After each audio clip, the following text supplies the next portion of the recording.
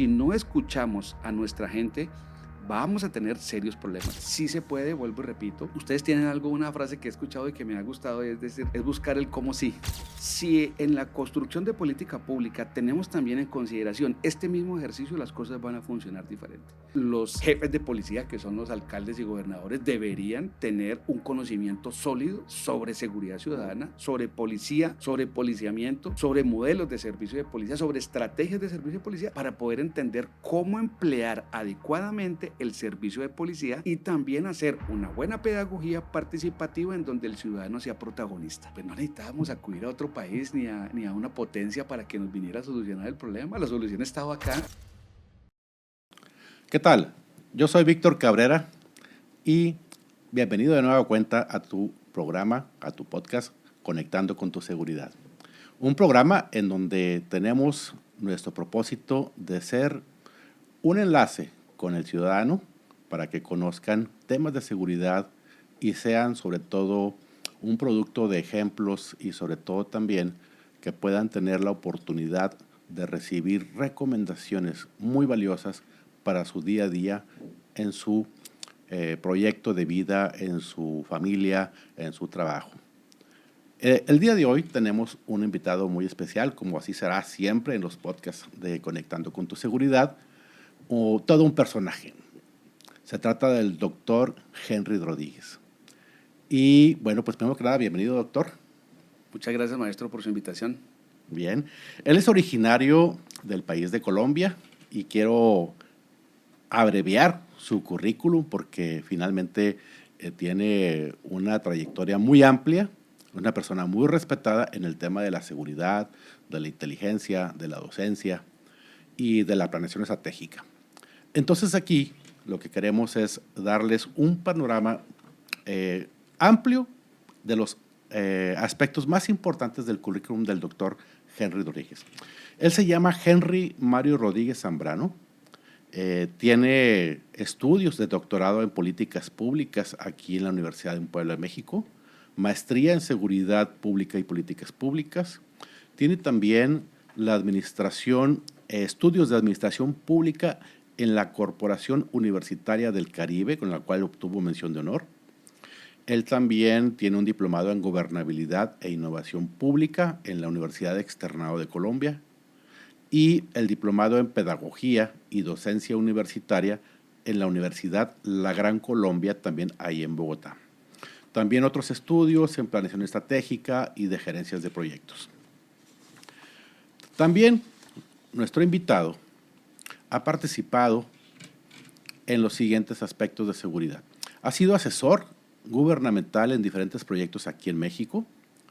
También ha participado para la Organización de Estados Americanos como consultor. Y un aspecto muy importante que les quiero mencionar y una experiencia que obtuvo bastante amplia fue que durante 25 años participó en la Dirección de Investigación Criminal e Interpol de la Policía Nacional de Colombia. Estos aspectos son muy importantes por los cuales nosotros conocemos al doctor Henry Rodríguez y lo hemos invitado a este programa para que nos platique un poco de diferentes temas que queremos hablar. Primero que nada, bienvenido, doctor, de nueva cuenta. Siéntate en tu casa. Este es un podcast en el que podemos platicar ampliamente sobre el tema de seguridad y sobre todo que arrojemos aspectos importantes para beneficio y provecho del ciudadano, aquí en Nuevo León, en México y en todas las partes donde nos estén viendo. Bienvenido, doctor. Muchas gracias, es un gusto para mí, es un honor. Felicitaciones por este podcast, me parece muy interesante, creo que esto es necesario, es vital y digamos, este puente entre la seguridad y la ciudadanía es necesario tenderlo para facilitar muchas cosas, entendimiento, interacción y bueno, de todo esto que seguramente vamos a hablar a través de esta sesión. Claro. No se trata de que nuestro podcast sea demasiado técnico, precisamente se llama Conectando con tu Seguridad para que podamos hacer entendible el lenguaje de la seguridad para el ciudadano y por lo tanto vamos a hacer todos estos esfuerzos para que todo el aspecto técnico vaya aterrizándose y vaya conociendo el ciudadano todo de lo que aquí queremos hablar. El día de hoy, antes de entrar a los temas, quisiera que yo ya platiqué un poquito de tu semblanza, pero a mí me gustaría que ampliaras un poco más. ¿Quién es el doctor Henry Rodríguez? Muchas gracias. Bueno, soy natural de Colombia, ya cuento con 56 años de edad. 25 años de vida fueron, digamos, puestos a disposición de la Policía Nacional de Colombia, en donde trabajé arduamente en diferentes temas, en temas de inteligencia, operaciones especiales, en la misma policía de prevención, como llaman acá en México, en otros aspectos como la inteligencia y demás. Entonces, pues después de esa trayectoria en la policía me he dedicado hace unos años al tema de la consultoría con base en la experiencia que logré tener, y gracias a mi formación académica pues me ha permitido y me ha facilitado estar en escenarios interesantes en América Latina, en otros países, ahora mismo acá en México, pero con la posibilidad de precisamente poder hacer unas contribuciones con base en ese aprendizaje que se ha tenido en todos los temas de seguridad pública, en el tema incluso de seguridad privada,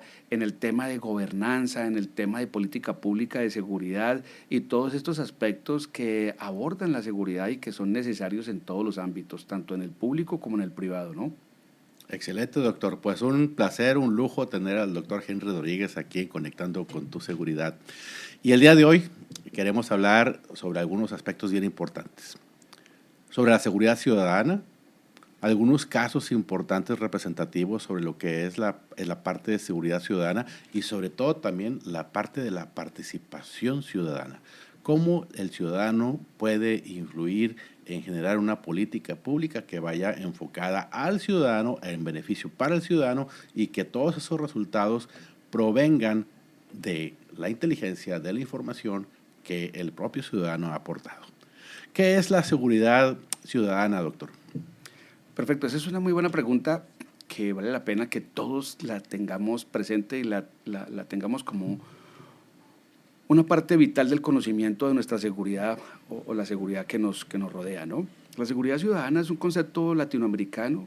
Muy orgullosamente Latinoamérica se puede, digamos que jactar de decir que fue la que inició esta parte, en donde se destaca la interacción que hay entre los tres actores principales de la seguridad. ¿Cuáles son esos tres actores? La ciudadanía, primero que todo, los cuerpos de policía y el sector público y privado. Entonces, esa interacción que hay, esa armonización que hay, permite que se pueda trabajar, como bien lo mencionó hace un momento, en la construcción tanto de soluciones como de política pública, como de acciones y estrategias que faciliten esa seguridad que tanto necesita el ciudadano. Eso es seguridad ciudadana. Perfecto, muy bien. Bueno, y esto obviamente va para el beneficio del ciudadano, concretamente. Hay un caso Colombia sobre este tema de la seguridad ciudadana. Platícanos un poquito de ello. Sí, efectivamente, pues uno de los referentes que se tienen en Latinoamérica está en Colombia, en mi país, en donde, pues, digamos, ha sido un ejercicio muy importante en el cual tanto la policía ha puesto de su parte para efectos de lograr ese acercamiento a la ciudadanía, como el fortalecimiento de la confianza, como estar mucho más cerca en otros aspectos, no tanto operativos, sino del quehacer diario de ese ciudadano que tanto aqueja la presencia de la seguridad, como se logró precisamente la participación, que creo que ese es el punto más importante, la participación de los ciudadanos en toda esta parte de la seguridad. El ciudadano se presentó y empezó a tener una figura, una presencia mucho más representativa. ¿En qué sentido? Vamos a hablar desde el barrio. Desde el barrio los ciudadanos empezaron a participar en los frentes de seguridad ciudadana, por ejemplo. Estos frentes de seguridad se han organizado, se han armado en los barrios. Y esto empezó de una manera muy curiosa y muy sencilla, ¿no? Sin necesidad o sea, sin tener todos esos recursos que ya se tienen hoy en día, la tecnología, pues hace algún tiempo no había ni el recurso económico ni otra cosa, pero fíjese que, ¿cuál fue la herramienta principal que usaron estos ciudadanos en sus barrios? Las tapas de la olla. Y utilizaban las tapas de la olla para cuando se presentaba alguna situación difícil en el barrio, sospechosos, gente que estaba queriendo hacer algo, los ciudadanos salían por la ventana, empezaban a golpear sus tapas y todos los demás. Entonces, imagínense todo una cuadra o 3 cuadras al tiempo golpeando, pues esto se convirtió en un tema disuasivo y que le daba la oportunidad, primero, si no se convertía en disuasivo para que el delincuente decidiera apartarse de su intención, daba tiempo a que llegara la policía, le daba tiempo y la oportunidad que llegaran las patrullas del sector, del cuadrante, y llegaban a atender, y pues esto facilitó mucho, y ya la gente, el delincuente empezó a darse cuenta que el ciudadano no estaba dispuesto a que lo robaran así de fácil y se iba a quedar callado. El ciudadano se hizo partícipe. ¿Y a quién quería culpar? A nadie. Tenía que pensar en que era un barrio unido en el cual no podía trabajar, le tocaba era moverse hacia otros, hasta otros lugares, porque ahí no iba a poder. Entonces empieza en esto, pero viene un proceso de modernización en el cual pues ya obviamente nos encontramos con otros sistemas de alarma, ya de botón de pánico y otras cosas. El celular a través de los frentes de seguridad que la policía tiene organizados en los barrios y que se conectan a través de cuentas de WhatsApp y demás. Entonces el ciudadano es clave para esto, pero adicionalmente tiene el concurso, se necesita el concurso tanto de la empresa privada como de la empresa pública. ¿Cuál es la empresa pública? El gobierno, la administración pública, quien tiene que también colocar de su parte para que efectivamente se generen este tipo facilita lo que hemos dicho, esta sinergia. Pero toda esta sinergia parte de algo importante y es algo que tiene que estar en la mitad de esto. Se llama corresponsabilidad. Y tratando de no ser técnico, como usted lo dijo ahorita, y en honor a esto, es esa corresponsabilidad que creo que es la clave de todo y la que hace que tanto el ciudadano se dé cuenta que es difícil dejar en los hombros de la policía todo, como la policía también auxiliarse y apoyarse del ciudadano, como el alcalde y el gobernador decir, venga, ¿cómo ayudamos a que esta tríada funcione? Entonces, esto hizo en Colombia que estos frentes locales de seguridad, estos frentes barriales y demás funcionaran de una manera mucho más eficiente, justamente en un proceso de corresponsabilidad que logró esa articulación de los 3 actores principales de la seguridad ciudadana. Es muy interesante, sobre todo porque quienes estudiamos estos fenómenos, primero te preguntas, ¿en qué momento se dio ese giro de la participación ciudadana a decir, ya no más seré víctima? Porque también hay otras etapas en las que incluso en México ha pasado o sigue pasando en algunas ocasiones en que el ciudadano dice, ¿sabes qué? Si el gobierno yo no puede, yo tampoco, yo nada más me someto, ¿no? Y no participa. O ¿sabes qué? No digas nada porque te va mal. Y finalmente yo creo que puede llegar un punto de rompimiento en el que el ciudadano dice, ya no más, ya no voy a consentir, como dijiste hace rato, doctor, que me sigan robando, ya no voy a consentir que se siga dando el estado de impunidad, voy a obligar a la autoridad a que participe. Y por el otro lado, por enfrente, tiene que venir también el acompañamiento de la autoridad de que realmente está dispuesta a ayudar al ciudadano. ¿Por qué? Porque finalmente, si se ve solo el ciudadano, pues va a decir, pues de nada sirve que yo grite si posteriormente hay una consecuencia. Y creo que se tiene que dar ese fenómeno, primero que nada, de rompimiento y segundo, de acompañamiento para ir cerrando el espacio de impunidad del delincuente, que todos sabemos que es el terreno fértil para que el delincuente tenga éxito, ¿no? Totalmente de acuerdo.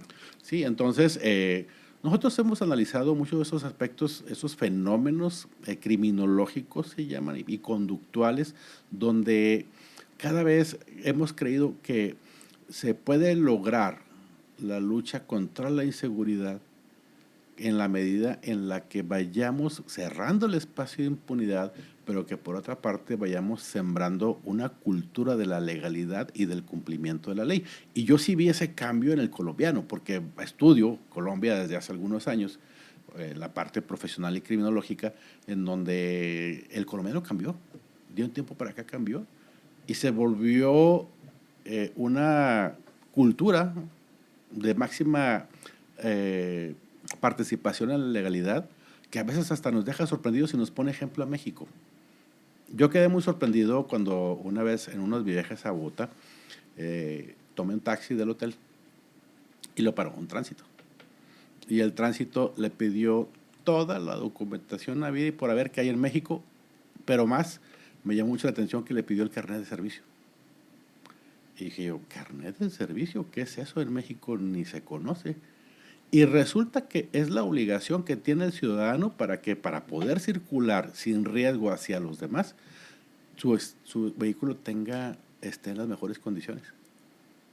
Así es. Y de esa manera evita que pues provoques un accidente, prives de la vida a alguien, pero se exige como un medio de circular de movilidad en Bogotá de que exista el carnet de servicio, sobre todo porque era un servicio público. Entonces tiene que estar todos los neumáticos, los frenos, el motor, todo en condiciones de poder prestar ese servicio, ¿no? Es así. Es correcto. Yo quisiera no perder esa oportunidad de mencionar ese ejemplo tan importante, porque este ejemplo, obviamente, primero, en esa triada se asegura que el ciudadano esté tranquilo, que se monta o aborda un taxi con toda la tranquilidad de que lo va a llevar a su destino, no lo va a desviar, no va a ser el mecanismo o el vehículo que lo va a llevar a una trampa, a una cosa diferente. Uno. Dos, eso es una prevención. Esa es una manera en que se hace prevención para evitar cosas difíciles y que alguien no esté manejando un taxi porque sí, o cualquier delincuente se monta en un taxi a manejarlo y no pasa nada. Y contribuye en la ciudad a muchas cosas, pero también hace que se logre otro aspecto que se logró, por ejemplo, con los taxistas. Fíjese que en Bogotá nosotros tenemos una suerte y es que los taxistas pues están agremiados, pero a la vez se convirtieron en una red de apoyo de la policía y de la ciudadanía. No es de la policía, es de la Y en otras ciudadanía. partes ha sido una red de apoyo a la delincuencia. Correcto. Entonces, allá es muy importante porque los taxistas, esto es un enjambre, voy a decirlo, que en cualquier momento, si algo se presenta y ellos se comunican, llegan rápidamente, ahí por todo lado facilitan, y los taxistas es una red tan tremenda que cuando se reporta una situación difícil, un asalto o alguien avisa a través de clave que en su taxi lleva delincuentes o lo que sea, entonces todos los taxistas empiezan a rodearlo, lo cierran, se quedan dentro de los carros, no permiten salir y entrar a nadie y esperan que llegue la policía.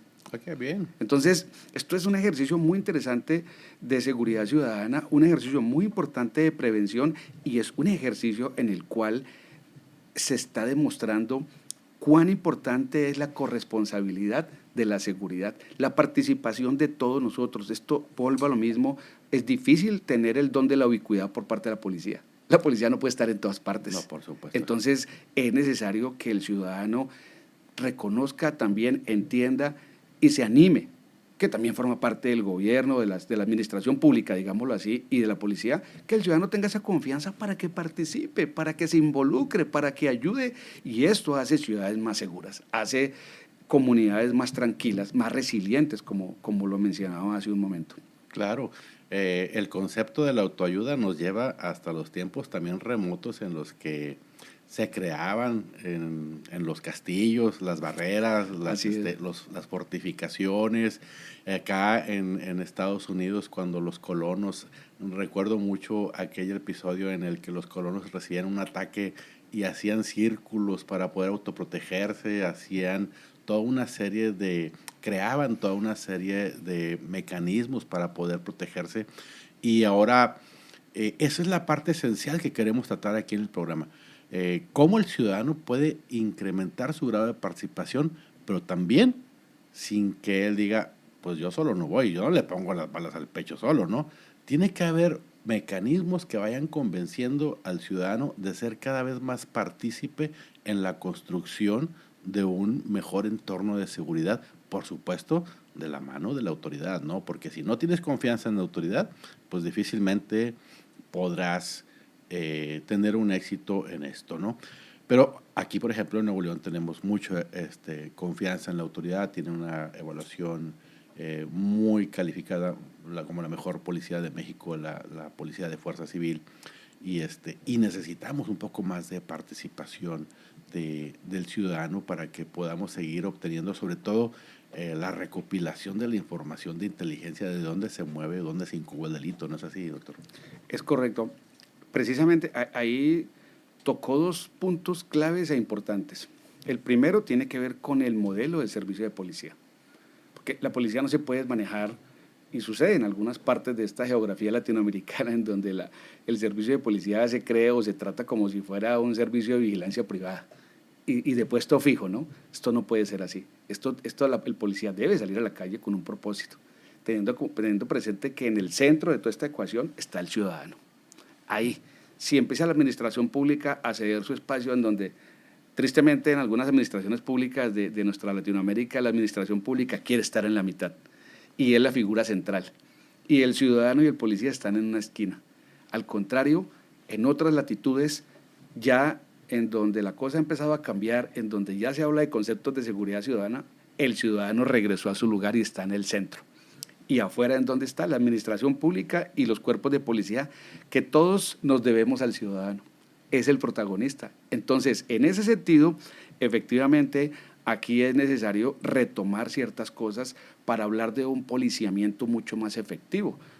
En estos momentos, por ejemplo, el modelo de policía de Colombia, por mencionar alguno, y porque lo conozco bastante, es un modelo de policía que está centrado en los problemas y más cerca a la comunidad, al ciudadano. Entonces, suena sencillo, ¿verdad? Pero es muy importante tener presente eso, porque eso dio base y viene de un ejercicio importante que se hizo en Colombia, como fue el modelo de vigilancia comunitaria por cuadrantes.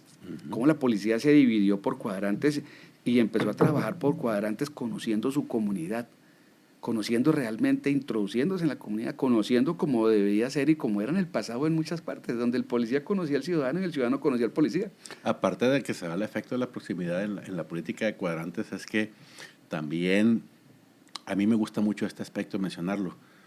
La política de cuadrantes también te da un responsable por zona. Eso es. ¿Por qué? Porque en una comunidad grande, por ejemplo, un estado como Nuevo León, si no funciona el policía de abajo, el que cae la cabeza. Y a mí eso se me hace como que no es lo mejor para poder tomar decisiones en materia de política pública. Debe caer el del cuadrante, el que no cumplió, o el que se comprometió, o el que se corrompió, Así es. o el que dejó pasar, de alguna manera. Y eso, digo, nada más quise hacer este paréntesis, por eso me gusta mucho la política de cuadrantes. Totalmente. Y esto, obviamente, genera responsables y responsabilidades. Eso es clave. Todos tenemos un grado de responsabilidad, ¿verdad?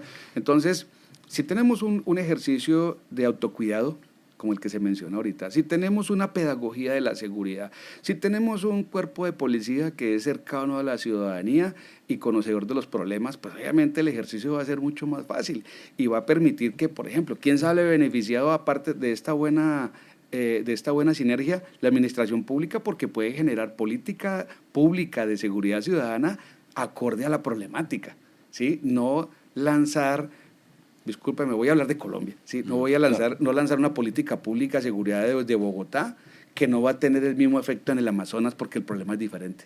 O sea, no se puede lanzar nacionalmente. Localmente, los jefes de policía, que son los alcaldes y gobernadores, deberían tener un conocimiento sólido sobre seguridad ciudadana, sobre policía, sobre policiamiento, sobre modelos de servicio de policía, sobre estrategias de servicio de policía, para poder entender cómo emplear adecuadamente el servicio de policía y también hacer una buena pedagogía participativa en donde el ciudadano sea protagonista. Si el ciudadano lo dejamos ahí, solamente menciono en un comienzo algo que es importante. Yo soy muy crítico y en mi trabajo de tesis doctoral, en la última tesis, hablé sobre eso. Y es este ejercicio de rendición de cuentas, ¿sí? En donde creemos que nos vemos con el ciudadano una vez al mes y lo sentamos ahí y lo queremos impresionar con datos, cifras y demás, y hasta luego. ¿Ya? ¿Se dan cuenta que somos los mejores? Y yo soy crítico de eso. Esto no puede funcionar de esa manera. Necesitamos hablar con el ciudadano, decirle, venga, que el ciudadano nos haga esa auditoría. ¿Por qué tenemos que tener miedo si nosotros somos públicos? Que el ciudadano nos haga auditoría de qué estamos haciendo, cómo lo estamos haciendo, y lleguemos al final tranquilos de que en esa rendición de cuentas invitamos a más gente, pero ya tenemos unos representantes de la comunidad que nos han estado viendo, observando, que son partícipes, les hemos consultado de cómo les parece la estrategia y seguro tenemos un mejor ejercicio de seguridad ciudadana. Es que esa es la esencia de la proximidad, de alguna manera también, no nada más decir, somos una policía de proximidad porque de vez en cuando visito al ciudadano y nada más le doy 3 palmaditas y me vuelvo a ir todo el mes, ¿no? El concepto real de la proximidad es de que sí conoces al ciudadano, el ciudadano te conoce a ti, tú sabes qué le duele, te está contando porque te tiene confianza qué le duele y tú le tienes que responder con una solución, ¿no? Así es. Si lo miramos corporativamente, viéndolo de una manera diferente, si esto es una empresa, mi cliente principal es el ciudadano. Yo necesito saber si mi cliente le gusta mi producto, le gusta mi servicio, si mi cliente está acorde, qué piensa mi cliente sobre lo que yo hago, qué opina, y en una encuesta decirle, venga, ¿qué sugiere usted para que esto funcione mejor? Ese ejercicio tal vez de autocrítica es el que a veces nos cuesta un poquito de trabajo y creemos, vuelvo y repito, que con solo lanzar esa famosa rendición de cuentas es suficiente, y no. Esa rendición de cuentas es un resultado final que ya se debería manejar de otra manera. Entonces, esto, y no quisiera perder de vista algo mencionado ahí ahorita que es muy sabio, y es cuál es el papel de la inteligencia y por qué hablar de inteligencia con el ciudadano. Entonces, hay gente que se sorprende de eso. Claro. Y resulta que la inteligencia se mueve con base en datos y en información, ¿verdad? La construcción de inteligencia es el producto, el resultado de haber procesado datos e información para llegar a inteligencia. Pero ¿en dónde nace la información? La información nace en la calle. Cualquier dato que se consiga en la calle, como en una charla que ocasionalmente doy, que la denomino inteligencia y servicio de policía como dinamizador de la prevención. La gente no sabe, de pronto por desconocimiento, pero la inteligencia es meramente preventiva. Así es. La investigación es reactiva. Claro. Es decir, lo que nosotros llamamos fiscalía, ¿verdad? La fiscalía actúa cuando el delito se consuma, cuando el delito se cometa. Mientras que la inteligencia sí está en función de ser preventiva, ¿verdad? Entonces, es uno de los 3 actos de la seguridad, ¿no? Claro. El antes, el durante y el después. A lo que se refiere el doctor es que en la parte de prevención del delito es el antes. ¿Qué podemos hacer para que no suceda? El durante es la reacción. Ya sucedió y cómo tengo la mayor eficiencia para poder. Y la tercera es, una vez que haya sucedido, ¿cómo aprendimos de eso, no? Y en ese me gusta eso porque creo que ya una vez hemos hablado sobre esto. Llegar a las denominadas, a las que debemos llamar y actuar correctamente como experiencia, no como experiencia de vida, ¿sí? No lo podemos manejar como una experiencia de vida. ¿A qué sucedió y se quedó así nomás? Se debe llegar a las denominadas lecciones aprendidas. Cuando es lección aprendida es porque la experiencia de vida la analicé, la documenté y dije, venga, ya no voy a volver a pasar, para que no vuelva a pasar debo documentar o debo hacer esto, tomar estas medidas. Si no, se queda como una simple experiencia del día y de la vida y no sucede nada, pero esas experiencias, si las convertimos en otra cosa, van a funcionar mucho más en pro y en beneficio de la prevención de la seguridad. Y abordaba el tema de la inteligencia porque precisamente el dato, la información, se necesita y se consigue en la calle. ¿Quién es el portador del principal dato y de la principal información? El ciudadano. Claro. En otras palabras, ¿quieres saber en dónde se incuba el delito? Pregúntale al ciudadano. Él sabe. Él es el que te va a decir. El bolero, el taxista, el que está en el barrio. De otra manera sería trabajar a ciegas o como cuando estás con una piñata con los ojos vendados dando palos de ciego, como se dice, ¿no? Así es. Desde el 9/11 en el mundo hubo un cambio en temas de policiamiento y se impulsó lo que era el servicio de policía apoyado en inteligencia, que obviamente suena básico y suena que debería ser, pero el deber ser no estaba funcionando y por eso es que se dieron cosas que se dieron en su momento. Ahora mismo un servicio de policía que ya los ingleses lo vienen manejando hace casi 100 años. Nosotros estábamos retrasados un poquito en el tema, atrasados o demorados, más bien la palabra en hacerlo, pero ya los cuerpos de policía saben que necesitan trabajar con sistemas de inteligencia fuertes, con análisis de información, con análisis de criminal, con un buen proceso que precisamente lleve a que esa inteligencia ayude a organizar, a trabajar de mejor manera la parte preventiva que tanto aqueja la ciudadanía y que por eso le da vida a lo que se denomina seguridad ciudadana. Entonces, si somos conscientes de eso en los cuerpos de policía, nosotros vamos a reconocer y a darle ese papel que tenemos que darle al ciudadano para precisamente apoyarnos en él, pero que el ciudadano también se anime, ¿verdad? Es una corresponsabilidad en donde cuerpos de policía deben trabajar para ganar confianza. deben trabajar mucho para recuperar ese acercamiento que ya se había logrado y tal vez se enfrió un poco. Vamos a fortalecerlo, vamos a mejorarlo y vamos a lograr que seamos un equipo con la ciudadanía. Que el ciudadano diga, sí, yo confío en mi policía, yo quiero trabajar, yo quiero ayudar, yo quiero, desde mi posición, yo quiero ser útil en la construcción de seguridad. Y que el sector público y el sector privado también hagan lo propio. Yo no podría dejar de mencionar, creo, porque México y específicamente acá en Monterrey se hizo un piloto hace 15 años en donde ese modelo de corresponsabilidad dejó una huella imborrable que no se puede desconocer. Y es, dentro de lo que yo he podido estudiar y analizar, aquí fue un ejemplo claro y clave cuando era una época de mucha violencia, de desconfianza institucional y todas esas cuestiones. El empresariado creo que se une y Así toma es. una decisión importante con el propósito no, como usted lo dijo ahorita, no resignarse y no decir, no, pues nadie hace nada, pues yo qué puedo hacer. Lo que el doctor está hablando, y me tocó vivirlo cuando me tocó crear la unidad de secuestros en Nuevo León, fuimos muy apoyados por el empresariado, el gobierno y los empresarios se unen para ello. En ese tiempo también se crea Fuerza Civil. Y era eso que dijeron todos. Está del carajo la situación. Tenemos dos opciones, decían los empresarios. Una, correr a Estados Unidos y desde allá tratar de controlar nuestras empresas, o la otra, tratar de defender nuestro Estado. Y bueno, pues afortunadamente se optó por lo segundo, se pusieron de acuerdo instituciones gubernamentales y también empresariales, y se lograron varios proyectos que fueron muy acertados para poder disminuir la violencia que se estaba dando aquí en el Estado. Ese, vamos a decir que de los pilotos de América Latina es destacado, demuestra de que sí se puede, demuestra la importancia que hay en justo manejar ese trinomio tan importante. Ese es un gran ejemplo que muchos otros países y otras latitudes deberían tener presente, porque se pudo y aún se está colocando, se puede, aún se puede. Entonces, creo que eso es algo que vale la pena destacar, y ese, como en otros ejercicios, en otras partes de este continente, llevan a que precisamente nosotros le demos esa importancia que debe tener.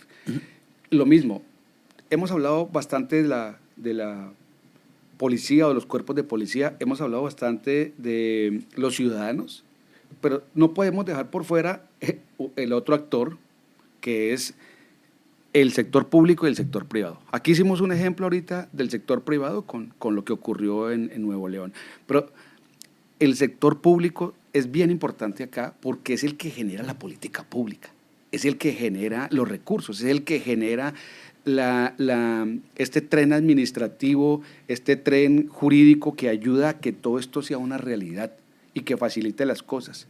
Entonces, yo en ese sentido, tal vez, y como he escrito en mis columnas en las revistas donde escribo sobre este tema, siempre he estado muy interesado en la seguridad pública de América Latina, y es cómo hacer una buena gobernanza de la seguridad, ¿verdad? Estudiar esta parte es bien interesante y lleva a que efectivamente la primera cosa que necesitamos es educar a nuestros gobernantes, ¿no? Educar a los gobernantes va a facilitar una gobernanza efectiva de la seguridad, y eso es necesario que se adopte. En otros países ya se está logrando que se implementen diplomados, cursos básicos pero importantes, en donde todo el que va a gobernar en ese país de diferentes niveles de gobierno pase por ese para que entienda, porque si no, voy a hacer muy coloquial, caen en paracaídas ahí y simplemente aventuran y se pierde el tiempo y nos podemos estancar, o se puede perder o se retrocede en el tiempo con las buenas cosas que alguien haya hecho o como las cosas estaban hasta ahí. Entonces yo creo que esa pedagogía de la seguridad para todos es bien importante. Los niveles de gobierno aprendan. El ciudadano también aprenda sobre sus deberes, sobre sus derechos, ¿verdad? Sobre sus posibilidades y contribuya. Y el cuerpo de policía, que ya se supone que debe tener claro cuáles son sus funciones, sus obligaciones y demás, pues obviamente ahí lo que necesita es ser más cercano a la gente. Y eso va a ayudar mucho a que esto funcione, porque esto me gustó lo que acaba de decir, maestro, y es que pues no necesitábamos acudir a otro país ni a una potencia para que nos viniera a solucionar el problema. La solución estaba acá, como en este caso, y se ejercitó esa parte. Entonces, sí se puede, vuelvo y repito. Ustedes tienen algo, una frase que he escuchado y que me ha gustado, es decir, es buscar el cómo sí. Y ustedes lo buscaron y le encontraron el cómo sí, y me parece loable. Pero yo la invitación que hago es a que efectivamente en todos los niveles le demos la importancia y la participación a ese ciudadano, que lo escuchemos y que lo pongamos ahí en realidad, a que él también viva y disfrute cómo es el tema, ¿no? Yo inclusive cosas tan sencillas como invitar al ciudadano a la estación de policía para que se dé cuenta cómo sale un turno de policía, Claro. bajo qué condiciones sale, qué es lo que le toca. Entonces muchos empiezan a entender ahora. Tal vez esa empatía... Te enseña incluso a respetar al policía también. Si hay esa empatía, se logra esa empatía, es bueno porque el ciudadano va a decir, no, es que estos policías les toca duro. ¿Qué hace un policía? Sale voy a decir, un turno de las 9 de la noche, un viernes, hasta las 6 de la mañana, ¿verdad? Desde que sale, no para. Generalmente en cualquier ciudad, en cualquier metrópoli sucede lo mismo. Riñas, situaciones de afectación a la convivencia, situaciones de afectación a la seguridad, robos, de todo. El policía no para, está, como decimos nosotros popularmente, volteando toda la noche. Entonces la gente, yo pensaba que el policía, ¿sí?, estaba en otra fiesta, estaba en otro cuento. No, le toca duro, le toca llegar a atender esa riña, le toca llegar a atender ese problema de matrimonial, ¿verdad? Sí, es importante romper esas tendencias de la idea de que buscar el policía, e incluso hasta memes donde ven a un policía dormido con una mosca circulándole, con la capucha, la gorra tapándole los ojos, y dice, aquí siempre al pendiente.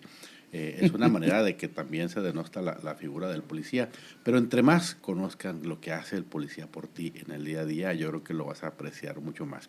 Ustedes en Colombia tuvieron, no la gran suerte, el gran acierto, primero, de fortificar una policía nacional que tuvo el aspecto de hacerla efectiva, de hacerla confiable, pero confiable porque cuidaron mucho, en términos generales, en todas las corporaciones hay casos, pero en términos generales, de hacerla honorable.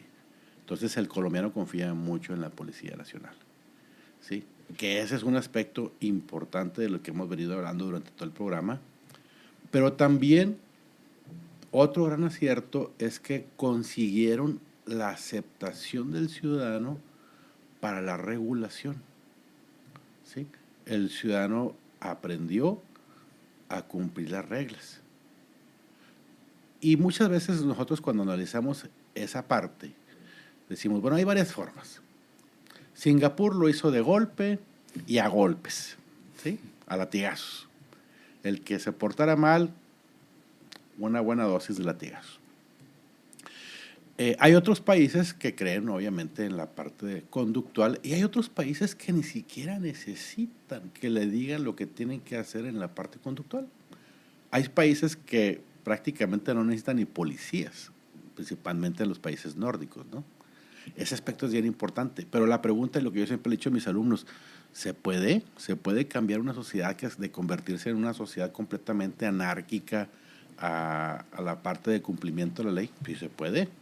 Bueno, Singapur lo hizo a latigazos, que no es lo más deseable, pero ahí está un ejemplo de que sí cambió. O sea, lo hago porque hay una consecuencia. Entonces tienes que buscar la fórmula en que la parte coercitiva del Estado sí debe estar presente, pero de una manera muy puntual y hasta en los aspectos más livianos, ¿sí? Porque si no, vamos otra vez al ejemplo. Aquí tenemos en México, doctor, un ejemplo muy claro de que el ciudadano mexicano, nada más, si lo quieres convertir en un ciudadano ejemplar y de primera, pues que cruce la frontera en Estados Unidos, y ahí empieza a comportarse de manera diferente, ¿sí? Ahí ya no tira papeles, cruza las esquinas, las calles por las esquinas, respeta las señales de tránsito, se pone el cinturón de seguridad. Es el mismo ciudadano que acá no lo estaba haciendo, pero pues ahí sí hay una consecuencia. Entonces no necesitas llegar a los latigazos para que puedas lograr el cambio conductual de alguna manera, ¿no? En Colombia se dio la regulación y la aceptación de la regulación. ¿Cómo se dio eso? Bueno, varias cosas aquí. bastante información en este solo comentario, valiosísima, y obviamente la escucho con mucho agrado y respeto, pues da muestras de tanto expertise recogido ahí durante tanto tiempo, maestro. Aquí hay varias cosas. Yo le apuesto al sí. Yo le apuesto que no es fácil, pero precisamente el ejercicio creo yo que empieza por esta, digamos que, instauración del sistema de seguridad ciudadana. Si esta dinámica de seguridad ciudadana se logra, tanto el sector público privado van a entender que necesitan evolucionar y cambiar ciertas cosas, como la policía va a entender que necesita acercarse y darle más participación al ciudadano y va a hacer cosas mucho más valiosas en lugar de ser meramente reactivo. Y el ciudadano va a entender su papel y va a tener que, en lo que yo mencionaba hace un momento, hacer pedagogía, educación y entender que si él no está ahí y si él no se involucra directamente y si no entiende, como nos tocó a nosotros, pues obviamente cada quien quiere ir por su lado y cada quien quiere hacer la ley en sus 100 metros o en su pedacito, ¿no? Yo considero que sí se puede, hay que apostarle. Nosotros no fue fácil, nosotros no somos los mejores tampoco, ni nada, hay dificultades y cómo hablarle a una audiencia que sé que es afecta de Colombia, porque sé que nos visitan mucho desde acá, pero sí nosotros tenemos una cultura que fue, de alguna manera, se ha ido mejorando, ha ido cambiando, somos más respetuosos como ciudadanos de la fuerza pública, admiramos la fuerza pública, le valoramos su trabajo, apoyamos a la fuerza pública. Entonces yo creo que sí no es de un solo día el proceso, pero sí se debe intentar, se debe procurar y yo estoy seguro que se puede lograr, porque haciéndolo de la manera adecuada, pedagógicamente, con educación, se puede, no con el látigo. ¿Por qué? Porque está claro y el sistema de justicia de América Latina ha demostrado claramente que seguir trabajando con medidas punitivas no es la solución. O sea, seguir metiendo gente a la cárcel no va a ser la solución. Para nada. Entonces, la solución está en que tenemos que ver cuál es el problema, cuál es la causalidad y cuál es la consecuencia. Y trabajar sobre la causalidad, porque muchas veces estamos siendo reactivos y trabajamos sobre el problema, pero nadie trabaja la causalidad. Y eso es gobernanza de la seguridad. Trabajar en el análisis que se haga criminal con miras a efectivamente poder evitar el problema, porque cuando el problema se dio ¿qué se puede hacer? O sea, muchas veces las consecuencias son graves con base en la ejecución del problema. Entonces, ¿por qué no trabajar en la causa? Si trabajamos la causa, probablemente nos va a ir mucho mejor. Y ese es uno de los trabajos que tristemente muchos gobernantes no saben hacer. O no le entran, también. También hay una parte en la que todo mundo sabe esta parte de que la causa es la mejor forma de prevenir el delito, atacar las causas, el por qué el delincuente se convirtió en delincuente, cómo se fue en la escalada delictiva, cómo se fue dando desde el abandono de la escuela, desde el conflicto intrafamiliar y las condiciones en el barrio, y le han metido deportes para tratar de solventar eso, pero sin embargo, muchas veces esas políticas han sido palos de ciego. El concepto de construir una mejor sociedad debe de ser muy enérgica, en el buen sentido, es decir, que echados para adelante para que realmente exista, primero que nada, una gran inversión presupuestal en esa materia. Construir una mejor sociedad también tiene que ver con estar observando al ciudadano desde sus necesidades más básicas o encontrar los orígenes de los conflictos. Esta pandilla se formó porque abandonaron la escuela a 2 cuadras y acá está la pandilla. Entonces, realmente ponerle atención. Aquí ha habido políticas de centros comunitarios en Nuevo León donde hay una excelente atención. Buscan atraer precisamente, ocupar el tiempo libre de los jóvenes, de las madres de familia, de los señores, enseñarles empleo, muchas cosas, pero tiene que ser muy integral esta parte y en muchas partes no se da con el clavo en esta parte preventiva de atacar las causas, ¿no? Bien, pero bueno, también recordemos que hay otros casos en otros países también de la participación ciudadana, por ejemplo el caso de Chile. Sí. Platíquenme. Hay que aclarar algo aquí, creo que es necesario también mencionarlo, ¿no? Chile, al igual que Colombia, tiene una policía nacional. Ajá. Eso es un punto clave. ¿Sí? Y de eso... ¿Que son aparte de los carabineros o son los mismos? Sí, sí, entonces es la misma policía, Okay. digámoslo, pero ¿qué sucede? No tenemos ese tema digamos, me declaro defensor a ultranza de un cuerpo único de policía, digámoslo así, una sola policía. Nosotros somos un ejemplo de eso. Eso es una policía en Colombia de 133 años de historia y adicionalmente tiene casi 200.000 hombres, ya está acercándose a los 200.000 hombres. Entonces, es un cuerpo de policía facilita muchísimo el ejercicio de la seguridad. ¿Por qué? Porque hay unidad de criterio. Por muchas razones, pero en términos generales la unidad de criterio es bien importante, ¿sí? Y el hecho de ser nacionales funciona en que yo soy policía en el caso de Colombia en el Amazonas y soy policía en La Guajira, igual.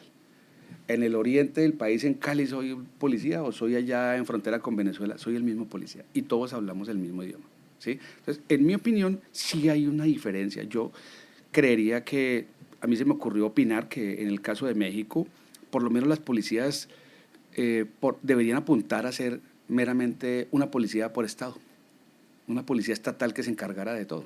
Que considero que el tema digamos, de la politización de los cuerpos de policía es un riesgo muy importante que se tiene que mitigar.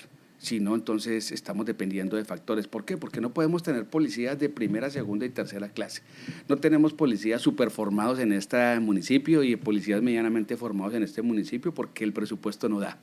Entonces, en el caso de Chile, que es una policía precisamente nacional, en ese caso la policía pues tiene una facilidad también y ha sido ejemplo.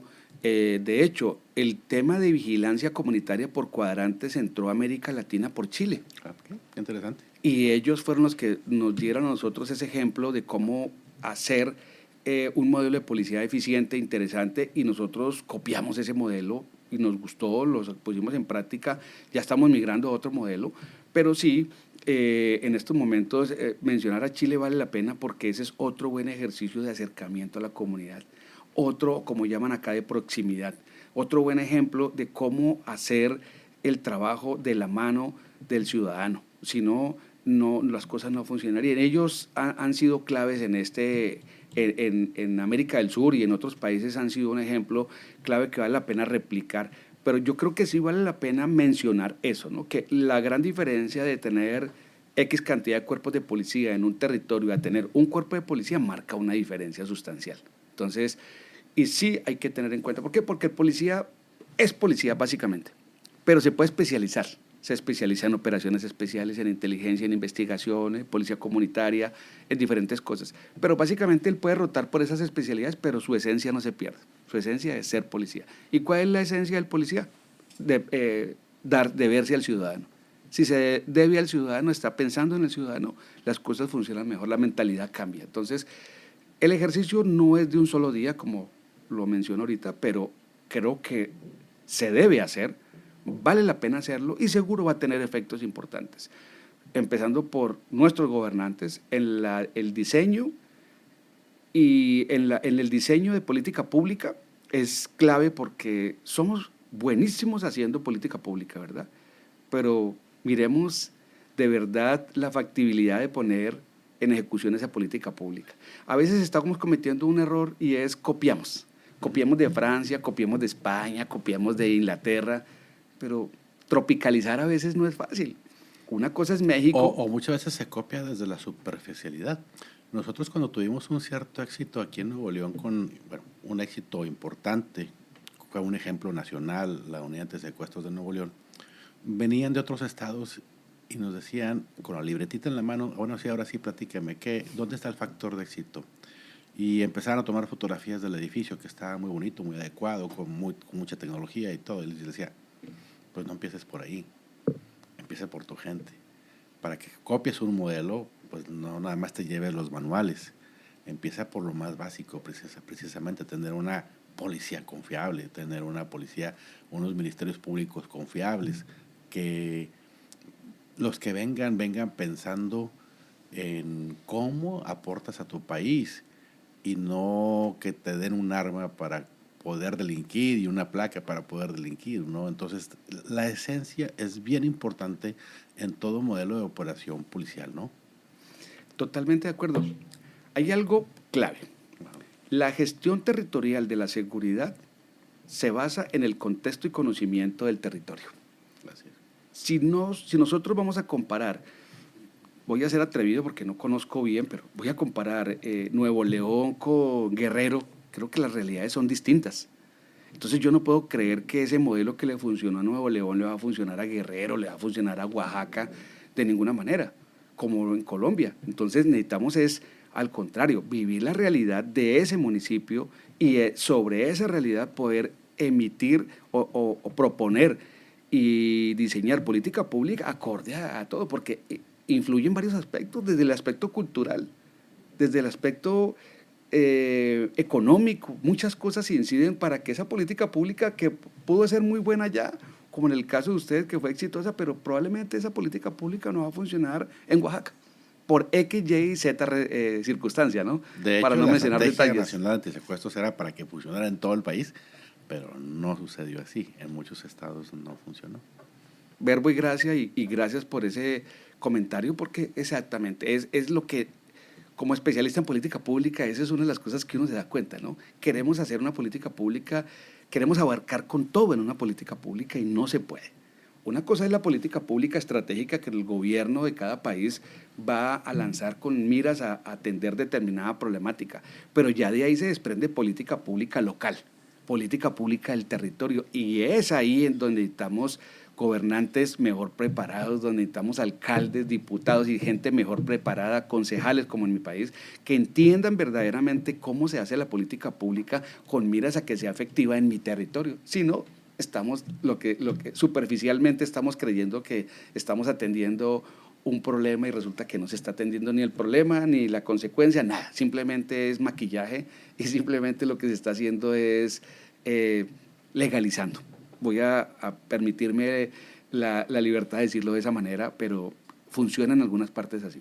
Como hay ejemplos buenos, hay ejemplos tristes en donde simplemente se legaliza la política pública, pero si nos vamos a dar cuenta, la viabilidad no funciona. Y esto lleva, como en el caso del progreso en teoría, ¿no?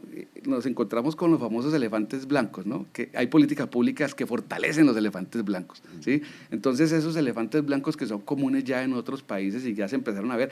México fue el primero que empezó a hablar de elefantes blancos y ya eso sí se copió en otros países y ya otros países ahí tienen gente que está sacando a la luz pública esos famosos elefantes blancos que vienen inclusive acompañados de políticas públicas inocuas, políticas públicas que no servían absolutamente para nada. ¿Pero por qué? Porque ni siquiera en territorios donde se debió haber empezado se habló con el ciudadano y se le dijo, venga ciudadano, vamos a hacer esto acá, ¿cómo le parece? Oh, excelente, bien. Oiga, no, yo la verdad, yo ni con eso como para qué acá, ¿cierto? Si yo vivo acá, llevo 50 años o desde mis tatarabuelos estamos aquí, yo realmente no creería que eso vaya a funcionar acá, pero alguien desde allá, desde el nivel central cree que sí, lanza y dice, no, eso funciona porque funciona. ¿Dónde están los estudios? Hacer política pública es un arte, claro, pero no se construye tristemente bajo los parámetros, bajo la manera ideal, idónea, adecuada y técnica la política pública, y eso es un daño que se le hace al territorio. Es correcto, doctor. Pues muy interesante hasta aquí la plática. Yo creo que ya para cerrar, hablemos un poquito de que todo lo que se construye en política pública, donde estás involucrando al ciudadano, donde le preguntas al ciudadano en cómo te alimenta de conceptos y de información para que tu política pública sea acertada, al final resultan dos cosas. Una es aceptada por el ciudadano y te da un aspecto de legitimidad, ¿no? Correcto. Volvemos al tema tan importante, ¿no? ¿Cómo articular ese trinomio? ¿Cómo articular esos tres actores? Y si en la construcción de política pública tenemos también en consideración este mismo ejercicio, las cosas van a funcionar diferente. ¿Por qué? Porque están los tres actores principales. Está el ciudadano como principal, están los cuerpos de policía, en este caso de la seguridad. Entonces vamos a hablar de política pública de seguridad. ¿Quién tiene? Al ciudadano como el beneficiario y actor importante, a los cuerpos de policía como ejecutores, pero tenemos al gobierno o tenemos a la administración pública o al sector público, lo tenemos ahí involucrado, que está queriendo fomentar una política pública, pero si no escucho a este ciudadano, si no escucho al policía y si no escucho a nadie, estamos haciendo un ejercicio equivocado. La participación en política pública de parte de toda la sociedad es clave.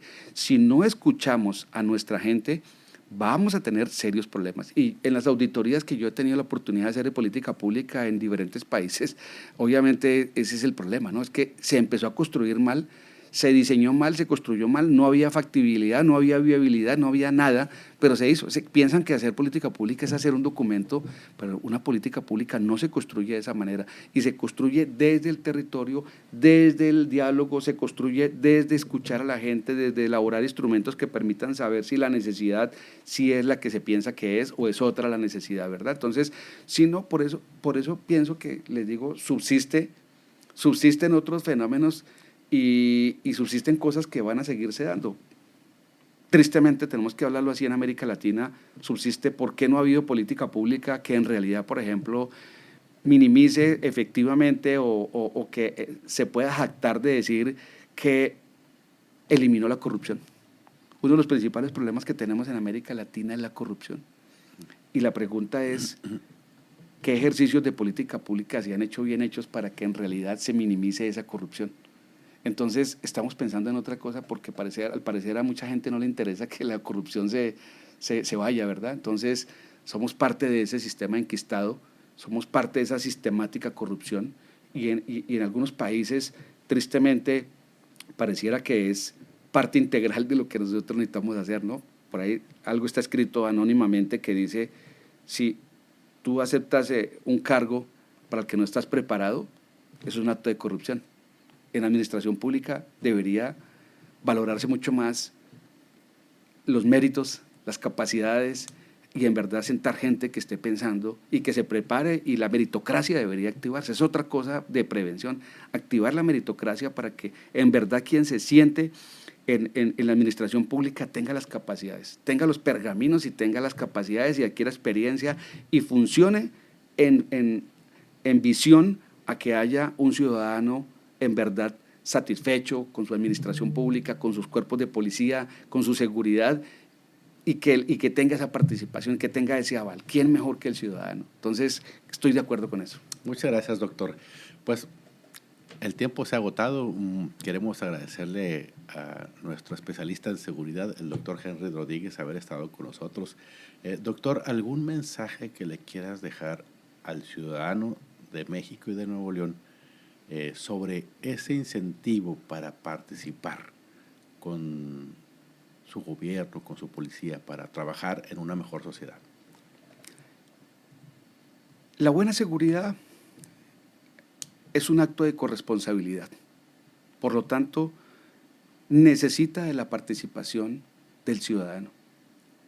La seguridad es responsabilidad de todos.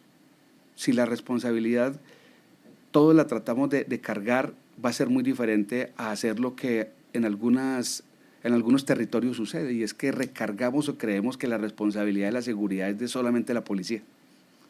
Eso es un error gravísimo, un error fatal, y más en este siglo XXI ya no podemos pensar en eso. La seguridad es responsabilidad de todos. Entonces, apreciado ciudadano, si se incentiva, si se motiva, si quiere aprender más, si desea contribuir, usted forma parte de ese conglomerado tan importante que hace que la política pública, que la seguridad funcione mejor. Mi invitación es a que el ciudadano en realidad se haga presente, que el ciudadano se motive y que entienda que su papel es fundamental en esto. Pero a la vez esto es un mensaje tanto para la administración pública como para los cuerpos de policía. Y el mensaje para ellos es, y no me lo preguntó, pero yo quiero decirle a los cuerpos de policía y a la administración pública, por favor, acérquense al ciudadano, gánense, recuperen la confianza de la ciudadanía. Sin esto no tenemos nada, porque cada uno va a estar allá en su esquina, se asoma por la ventana, pero no mire nada, no vi nada. En cambio, si el ciudadano se motiva, no va a tener problema en alzar el teléfono y confiar en sus autoridades y decir, está pasando esto aquí en tal parte, y ya sabe que simplemente su información va a ser valorada y va a haber una acción con relación a eso. Es decir, la información accionable que la ciudadanía entrega, que esa es la gran diferencia de cualquier tipo de información a la información que entrega el ciudadano, porque el ciudadano entrega información accionable, es el trabajo que nosotros necesitamos. ¿Para qué? Para que la policía, la seguridad, trabaje en función de esa información accionable y dé el resultado que todos esperan, ¿verdad? No quisiera dejar de mencionar este punto importante, y es, si nos ponemos a hacer un análisis de la famosísima percepción de la seguridad, nos daremos cuenta de que independientemente, y lo digo por el caso de Colombia, independientemente de que estemos preparados y hayamos logrado capturar cabecillas, neutralizarlos, lo que sea, todos estos cabecillas de diferentes organizaciones criminales y todo eso, y que seamos exitosos ante el mundo por la ventana, aparentemente somos exitosos, tenemos que tener en cuenta de que en muchos de estos ejercicios, al mirar hacia atrás, la percepción de la gente sigue siendo no la del 100% que nosotros quisiéramos. ¿Por qué? Porque el ciudadano no se nutre de esos éxitos institucionales, se nutre de su propia tranquilidad, que eso es lo que la percepción de seguridad maneja, ¿verdad? Entonces, esa estrategia es la que muchos gobernantes no trabajan. ¿Cómo trabajar una estrategia que me permita que el ciudadano confíe? Y si confía, ahora sí, que es lo que ellos quieren, pues las encuestas se van a ir arriba y van a decir, hey, percepción de seguridad súper altísima. Que vaya enfocada en su percepción. Eso es. Siente él. No atendemos eso. Pues muchísimas gracias, doctor. De nueva cuenta, fue un placer haberte tenido aquí con nosotros, un especialista en seguridad. Esperemos que no sea la última. Y bueno, pues es la hora de despedirnos. Este fue un capítulo más de nuestro podcast Conectando con tu Seguridad. Y bueno, pues te esperamos en el próximo capítulo. Muchas gracias. Muchas gracias.